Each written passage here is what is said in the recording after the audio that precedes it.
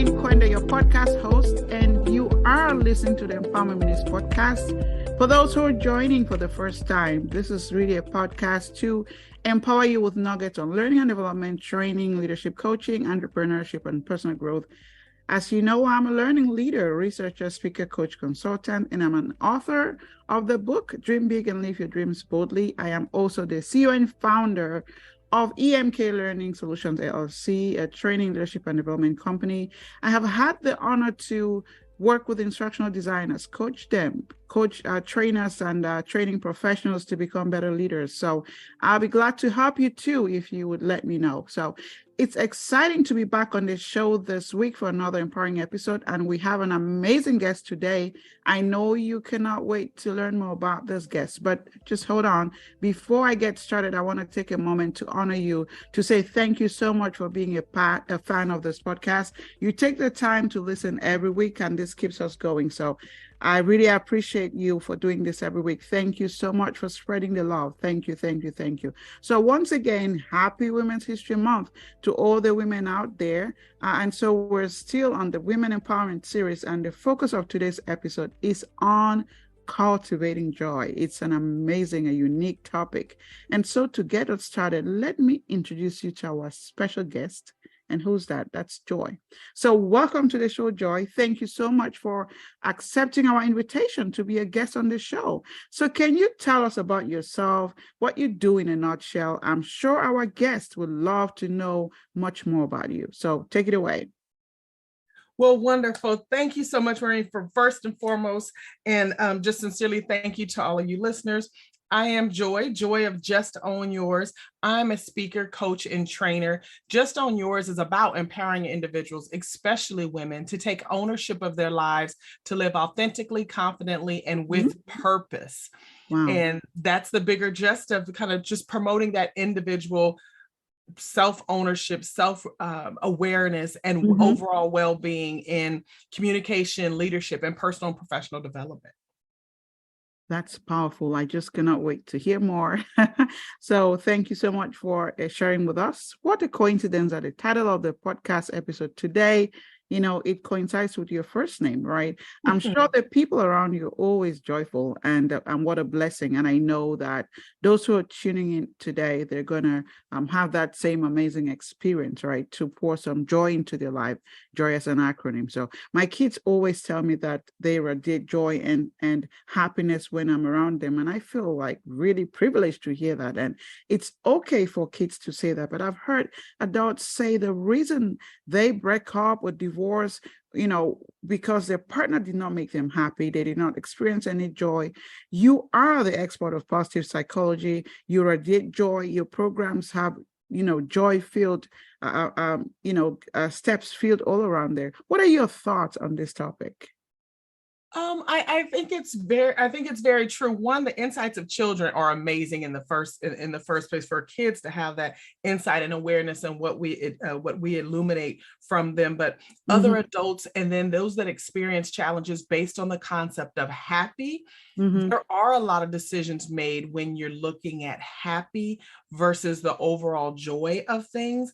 And I think that's the balance. And when we make decisions on happiness versus true joy and the longevity and what we were intended to be, I can see why statistics and a lot of, whether it be marriages and divorce, whether it's relationships, whether it's completing or ending employment, that happiness could be fleeting. So I could see where that comes from, but it's definitely something we can overcome and do better by ourselves and by our mates and our lifestyles. Okay. And so you've also mentioned the word happiness, right? And so this leads me to my next question, because many people, they always use joy and happiness synonymously. I mean, what's the difference between joy and happiness? Aren't they the same? What's the difference? Well, I'm a faith-forward woman, and truly happiness is a temporary emotion that arises from a positive external circumstance, while joy is more deeper and enduring emotion that comes from within, and it's less dependent on those external circumstances. Okay, so for those people who actually from childhood have been informed that they mean the same thing, or joy is happiness or happiness is joy, I can see how they can struggle with having a shift in mindset, what is it that you can share to empower them to make that change, if any? Definitely. There's absolutely things that you can obviously do to make sure you can get that shift. Keeping in mind, like I said, with happiness being a temporary state, often influenced by the external, whether it's good news, reaching a Mm-hmm. goal, or winning something. Joy, on the other hand, is deeper and more enduring. So it's coming from experiencing challenges and having those reaching goals and good news, but in spite of that good news, in spite of those goals, in spite of the greatness, even when bad things happen, knowing that there's joy inside and finding that inner peace, you can overcome, and joy will supersede that happy. Joy is enduring and long term. You can some simple steps I like to think of when we say shifting our mindset Mm-hmm. is, first and foremost, acknowledge and address what you can change. Mm-hmm. I always say also accept what you can't change, and only if you truly can't change it. We can control our thoughts. So Mm-hmm. when we put facts over feelings, we're able to truly assess what's realistic versus what we're just feeling. And again, feeling is that temporary. A fact is what would be permanent. Mm-hmm. Being intentional about identifying our purpose and living your life on purpose. And one thing I always like everyone to know, it is okay to not be okay, and seek a therapist. Mm-hmm. And if you need professional help, if you need a therapist, if you need a coach, sometimes just getting it off of your chest, sharing with a friend, Mm-hmm. practicing mindfulness, being in the moment makes a difference. We often worry about things that never come to fruition. So if we stay in the moment and be mindful, that also helps with that positive psychology, because it is proven that people with a negativity biased personality, they can be consumed by negative thoughts. Hmm. Wow, I'm starting to experience even more joy right now with you explaining it. I really like some of the things you've shared. I mean, all of them, I would say. Mhm. And so sometimes, even as a woman of faith, we need wisdom, we need understanding. So when people don't even know, right? So, then you'd understand why they act or they think the way they do. But, Mhm. as we know better, we think better and we do better. So Right. these are really a great tips. I'm thinking then, for someone who is completely new to this whole idea Right. of joy and understanding that is something that is everlasting, I would, of course, you can have both, but something that is sustainable, something that is long lasting is what I would personally reach for. And I would think or hope that whoever's listening to this, you can think about that and just ask yourself that question as well. So now that you even share some of the benefits, of joy, having joy in our own lives, Right. and also highlighting what happiness is, you know, how can someone even cultivate joy? You share that some things, you have to accept that some things are not, and cannot change them. It's okay to not be okay, but how can someone even start cultivating joy? Right. That's a great question, because often people ask, what can we do? And I shared the what. The how is that vehicle that's important as far as knowing how to navigate that. And Mm-hmm. the way you can go about that is practicing gratitude. Take Mm. time each day to kind of reflect on the people, places, and things that you are grateful for in life. It Mm-hmm. can be as simple as writing things down, taking the time to, it's cliche, but they say smell the flowers. If you're on a walk, take time to observe your surroundings.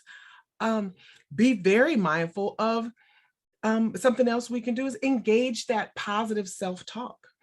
Studies say that we have over 6,000 thoughts in a day, but yet statistics of a negativity biased person, 80% of those thoughts are negative.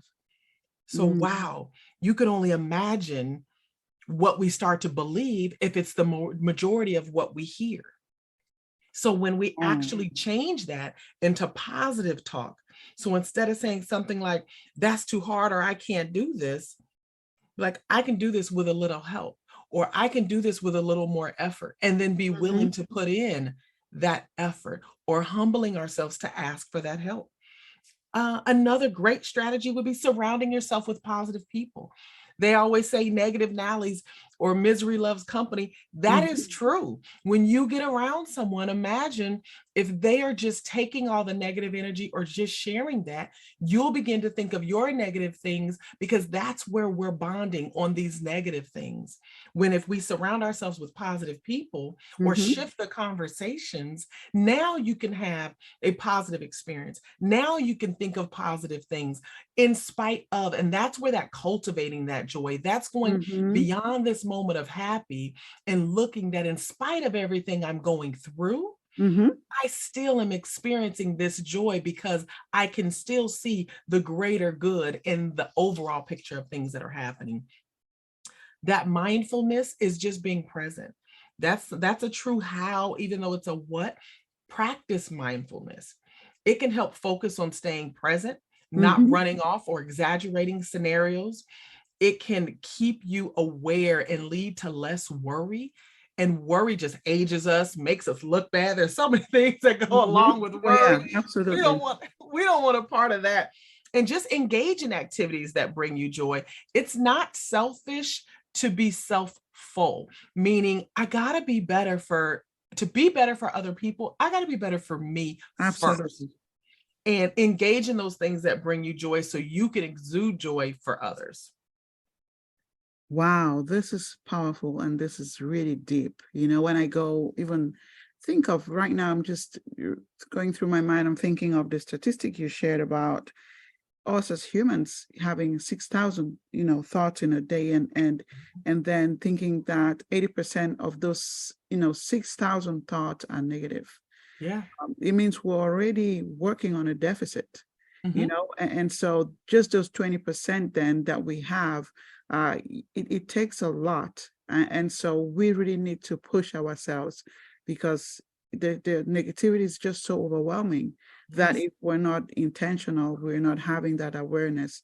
I'm hoping that the women listening to this call, this is we're still, in the Women's International Women's Week, and still in the Women's History Month. Maybe this is one of your action items you're having, you're working on. You might think of working on in this month or in this season of your life. Taking some time to really think about what are your thoughts like. Are they, what do what can people say about your thoughts? Are they negative? Just taking some time to apply some of these strategies that Joy has shared. Just practicing gratitude, just really observing that your circle of influence, we all need a village, right? People who support Yes. us, making sure that you're surrounding yourself with the right people. Maybe you want to vet your surrounding, vet your circle of influence. How many of those people can really stand for you if you're going down? You might have to make some changes. My mentor, John Maxwell, always shares that the people that you hang out with reflect your decisions and your successes for the past 5 years, if anything. So it means that if you're having people that are not supporting you, you're setting yourself up for failure in a way. So, and that also includes how you think, right? Because if you're you're not having a positive mindset, then you're not cultivating joy. Then what does your future look like, right? So we want to be able to visualize something that we want to see in the future. And so to get there, definitely we need that mindset that Joy is sharing so much today. So this is just amazing. Oh my gosh, this is great. So I have an interesting question for you though.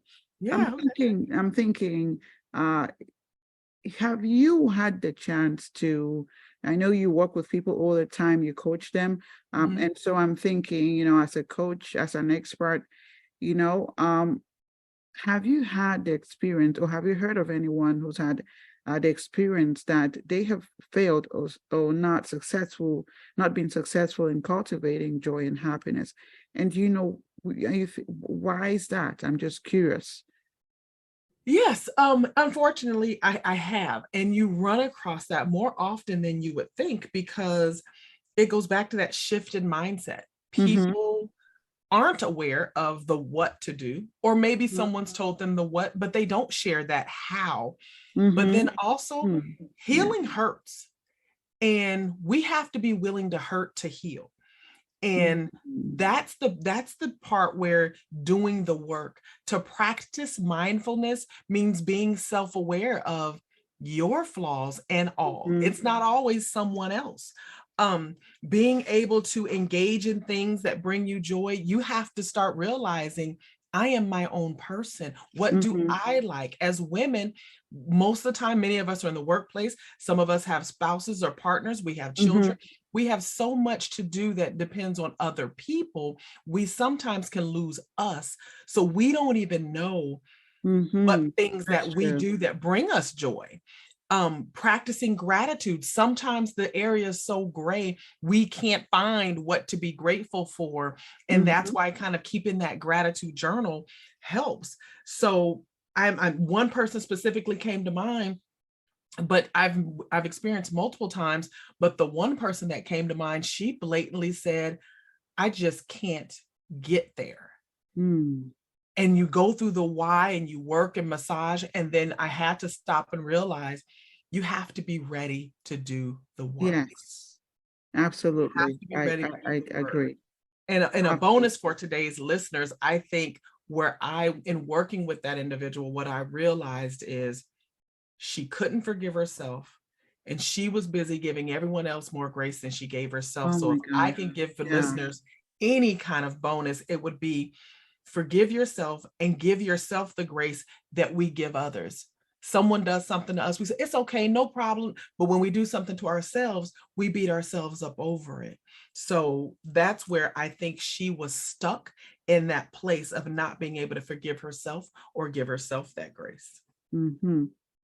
Wow. This is something that women in particular, I've seen many times over and over again where we're putting other people first, other people's thoughts, other people's even success above ours. I'm hoping that is, as we're in this History Month, really focusing on women, we got to be able to make the change, right? We got to be able to be the change. And you shared that the person, or, in this case, they're not ready. And so we should have to have a teachable spirit. And also, in this case, then it could be that, the people, well, from what I'm hearing, then we're getting in our own way, right? Because we have all these tools, we know the how, but we're stopping ourselves. And you start asking your question, do we really want it? So we have to want it enough and really give ourselves permission to cultivate that joy. No one else is going to give it to us. I believe, just like the title of this podcast is Empowerment Minutes. Empowerment really is about freedom, right? Giving yourself, permission to be empowered. So whoever's listening today, please take this strategies, this nuggets, this golden nuggets, and really take them and experience a change in your life. And you would really radiate with so much joy that it becomes contagious. And I'm hoping that it really continues to add value and change the world of the people around you. So this is really a great topic. I wish we could talk about this all day, but and you shared also that, I was going to ask you, women who might be struggling with this. Yes, of course, we talked about that. This is an area that I believe women have to be very intentional about. And so then, I know we're approaching the end and we have a few questions to talk about, but I first of all want to talk about our signature question that we always ask all our guests. What does empowerment mean to you? Maybe as a coach, an expert, in this case, honoring women and the Women's History Month, then what does women empowerment mean to you? Women empowerment means to me is that true, just owning yours, own what you have, look for your purpose, live in your purpose on purpose, aim to experience that joy, because there's nothing you can't break through when you have a breakthrough. It Wow. takes doing that work and truly knowing that I can, I will, and let's go. That is empowerment and equipping yourself to be able to make those changes. That truly is that sense of I'm empowered, I can, I will, that mindset that there's nothing I can't do. All things are possible. That comes from that birth of joy and empowerment for me as a woman. This is just, and that's it. And so, for those women who are really struggling, in accepting their own joy, in owning their own joy, like you shared, what would you tell them that would empower them today? Prioritize self-care. Mm-hmm. And there may be studies that go around, there may be things that you hear that think self-care is being selfish, and it's truly not. Women can prioritize their self-care by being intentional about their physical health, their mental well-being, Mm-hmm. exercise, meditate, create boundaries, and be okay with enforcing those boundaries. Communicate them so people will wonder why you're doing certain things. Let them know that you've established those boundaries. That's all part of that self-care, that creating the safe space for you to be authentically you. Mm-hmm. Seek out those supportive relationships and be okay with growing away from toxic relationships. And I didn't say going, I said growing Growing away. away. Yeah. When I grow beyond something, it doesn't mean they're not part of me. I'm just growing apart and growing away. I don't have to go away, but grow away from toxic relationships if they're family members. Sometimes you got to make that choice. And identifying, we tend to say, how are you doing? Oh, I'm okay. How are you? If you're not okay, you don't have to tell everyone. That's Share right. your concerns with safe saints, but be real with yourself that if you're not okay, work through that stress management, work through those traumas, seek out a therapist or a coach, and be intentional about your own well-being. Wow. Last week I had the privilege to speak to this group on self-care and wellness, and it was interesting to hear them tell me that sometimes their mothers are the ones that are in the way, that Oh, they, yeah. they feel, what's all this that you're experiencing, it's embarrassing, instead of helping the child or helping that individual to deal with it. And Right. they're making them to actually, get back into their shell. Mhm. So from what I'm hearing you say is that we have to own our own joy. We Yes. can't leave it to someone else. And if the one person is not helping you, like Joy mentioned, have a good group, find a coach, find someone that can help you, because there is help out there. So this is great. And I know someone who's listening would be saying, oh my gosh, how can I even have more conversation around this topic? This leads me to my next question as we're wrapping up this podcast. If someone really wants to talk a little bit more about cultivating joy, looking for ways to even being more mindful, and so the person would really need help and benefit from your expertise in positive psychology, where can they find you?